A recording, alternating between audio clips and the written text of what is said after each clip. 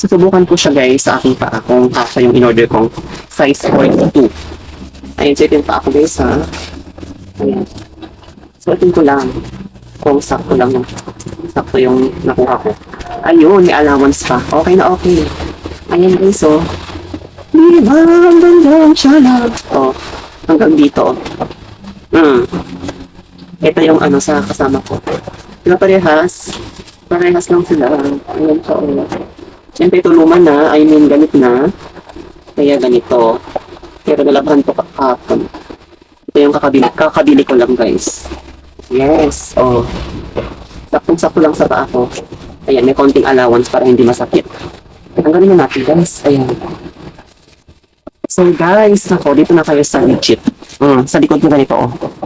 Ayan, di ba ang ganda?